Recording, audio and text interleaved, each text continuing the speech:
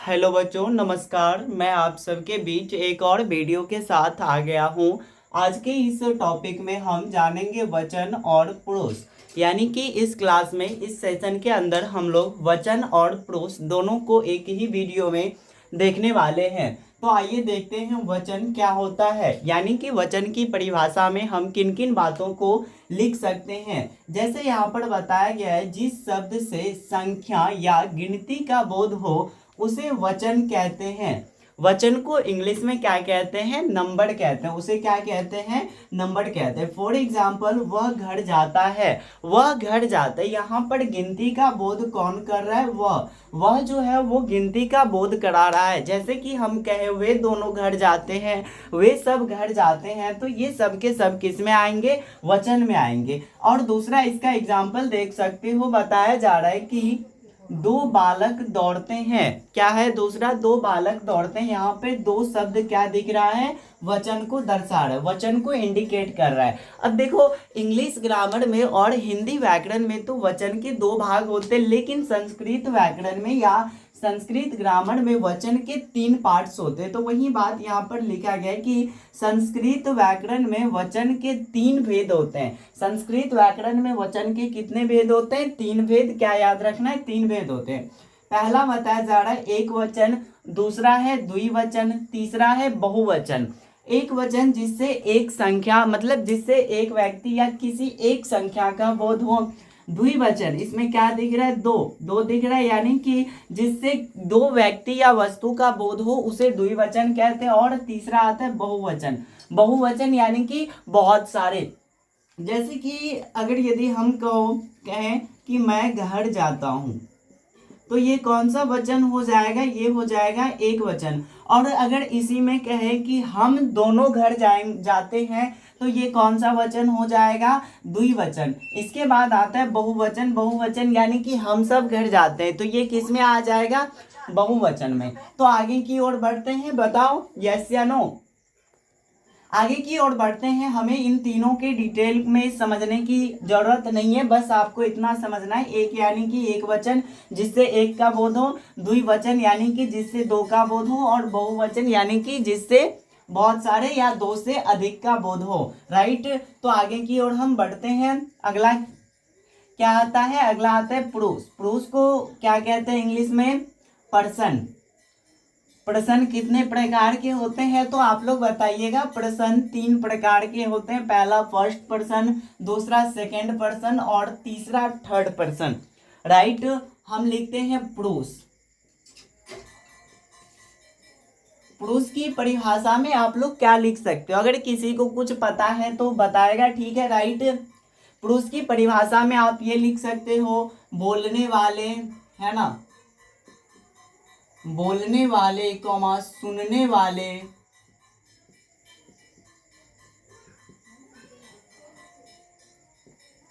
वाले तथा किसी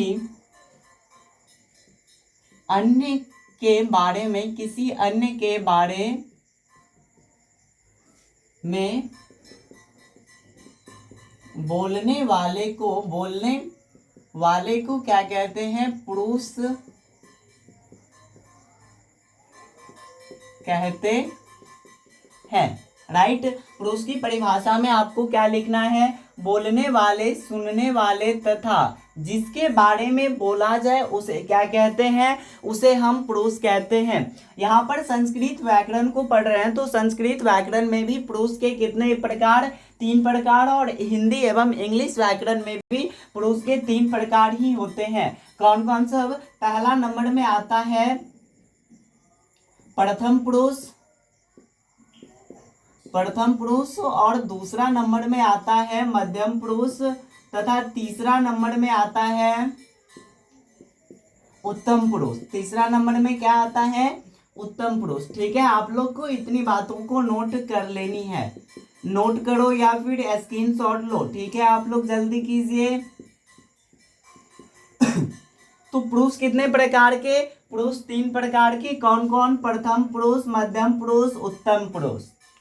अब आप लोग एक कंफ्यूजन में रह रहे होंगे कि प्रथम पुरुष हम किसे कहते हैं? प्रथम पुरुष बोलने वाले को कहते हैं। राइट।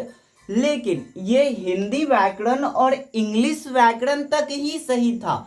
अगर आप लोग संस्कृत व्याकरण में कहोगे कि फर्स्ट पर्सन यानी कि प्रथम पुरुष बोलने वाले को कहते हैं, तो यहाँ पर ये क्या हो जाएगा, गलत हो जाएगा। तो आप लोग बताओ सही क्या होगा, राइट क्या होगा।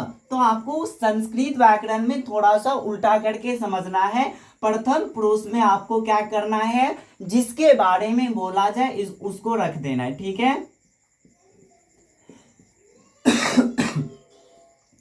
प्रथम पुरुष में क्या करना है, जिसके बारे में बोला जाए उसे क्या कहते हैं, उसे हम प्रथम पुरुष कहते हैं। लेकिन अगर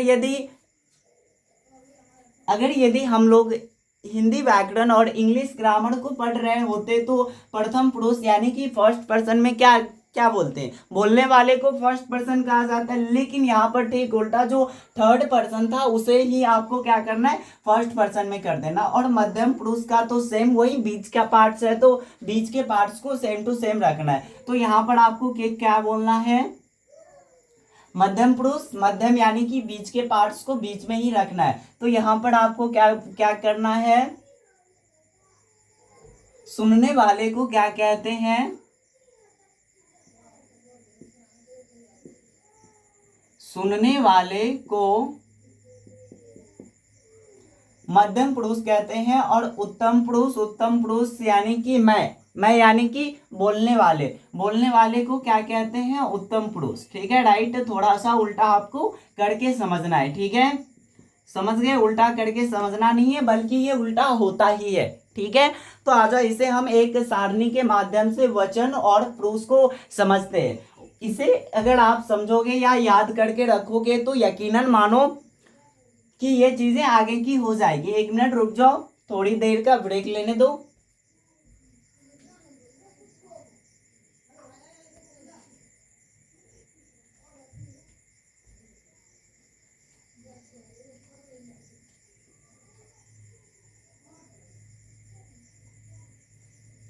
हमारा टॉपिक क्या है, वचन और पुरुष, राइट।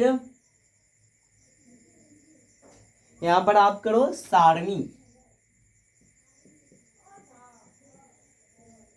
ठीक है, सारणी।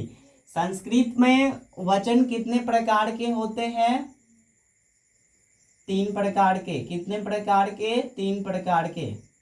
पुरुष कितने प्रकार के, 3 प्रकार के। प्रथम, मध्यम और लास्ट क्या होता है, उत्तम। पुरुष कितने प्रकार के, 3 प्रकार के। प्रथम, मध्यम और लास्ट टाइम होता है उत्तम पुरुष, ठीक है। वचन कितने प्रकार के, तो यहाँ पर क्या पढ़ेंगे, एक वचन, ठीक है, राइट, एक वचन। और दूसरा क्या होता है, द्विवचन। और तीसरा क्या होता है, बहुवचन। अब देखो हम लोग क्या पढ़ रहे हैं, संस्कृत ग्रामर को पढ़ रहे हैं। तो यहाँ पर तो कुछ हमको चेंजेस मिलेगा, है ना, कुछ बदलाव। तो इंग्लिश और हिंदी व्याकरण में प्रथम पुरुष के एक वचन में क्या लिखते थे, मैं लिखते थे, है ना, मैं, आई यानी कि मैं। तो यहाँ पर क्या हमने क्या परिभाषा में बताया कि जिसके बारे में बोला जाए उसे हम प्रथम पुरुष कहते हैं। तो किसके बारे में बोला जाए, जैसे कि वह, राइट, या किसी अन्य व्यक्ति का अगर हम नाम ले, जैसे कोई भी नाम कह सकते हो आप, है ना,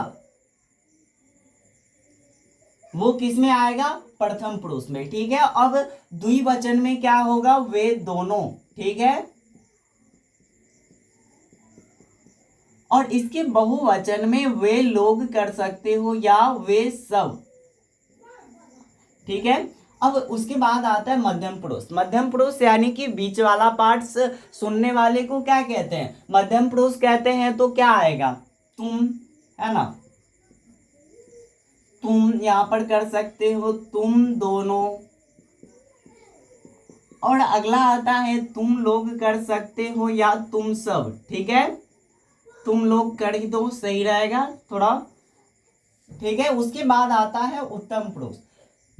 अब उत्तम पुरुष में क्या होता है, उत्तम पुरुष बोलने वाले को कहते हैं। संस्कृत व्याकरण में उत्तम पुरुष किसे कहते हैं? बोलने वाले को। और प्रथम पुरुष जिसके बारे में बोला जाए, राइट। तो उत्तम पुरुष में क्या होगा ये बताओ? उत्तम पुरुष में होगा मैं दोनों, हम लोग या हम सब, ठीक है। आइए हम इनके इंग्लिश वर्ड को जानते हैं। इसका इंग्लिश होता है सह। क्या होता है? सह या सा। और यहाँ पर वे दोनों है तो यहाँ पर तो कर दो, दो गो लाठी ऊपर में, क्योंकि दो गो है यहाँ पर। ये ट्रिक हुआ, दो गो वे दोनों है तो ता के ऊपर डबल लाठी और वे सब तो इसमें क्या होगा? ते हो जाएगा, ठीक है। उसके बाद आ रहा है तुम का क्या होता है? त्वम। इस तरीके से हलंत दे दो। उसके बाद तुम दोनों है तो इसका क्या होगा? युवाम। क्या होगा? युवाम, राइट। और तुम लोग है तो यूयम। क्या होगा? यूयम। इस तरीके से आपको याद रखना है। और मैं है तो मैं का क्या होता है? अहम। उसके बाद मैं दोनों है तो अहम आहाम। क्या हो जाएगा? आहाम। और लास्ट टाइम वे लोग हैं तो वयम, ठीक है। तो आपको ये सारे पॉइंट्स को हर समय याद रख लेना है। जिस तरीके से आप लोग इंग्लिश ग्रामर में वह के लिए यदि पुरुष का बोध हो रहा है वह से तो क्या ही का इस्तेमाल करते थे, और यदि वह का यूज किसी स्त्री के लिए होता है तो उस समय आप लोग किसका इस्तेमाल करते थे? सी का। तो ठीक उसी प्रकार से सह और सा है। स है यानी कि पुरुष के लिए वह पर इस्तेमाल करेंगे, क्या लगाएंगे? सा लगाएंगे। और सॉरी, पुरुष के लिए सह लगाएंगे और कोई स्त्री का बोध हो रहा है तो सा कर देंगे, राइट। यहाँ तक समझ गए? वे दोनों का तो होता है, वे सब का ते होता है, ठीक है।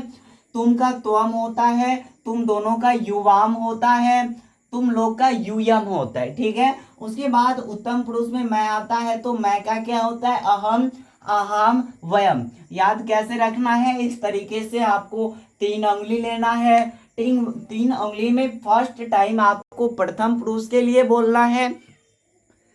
प्रथम पुरुष का इसे मानकर चलना है एक वचन, द्विवचन, बहुवचन क्या करना है? सह या साह, तो, ते। और उसके बाद मध्यम पुरुष में क्या है? त्वम, युवाम, यूयम, अहम, आहाम, वयम, राइट। तो इतनी बात को आपको याद करके रखना। ये सारणी इंपॉर्टेंट है, सबसे वेरी वीवीआई है ये, ठीक है। इसके बगैर आप किसी भी अनुवाद को नहीं बना सकते हो, ठीक है। इसके बिना आप किसी भी अनुवाद को नहीं बना सकते। तो एक बार इसका स्क्रीनशॉट जल्दी से ले लो।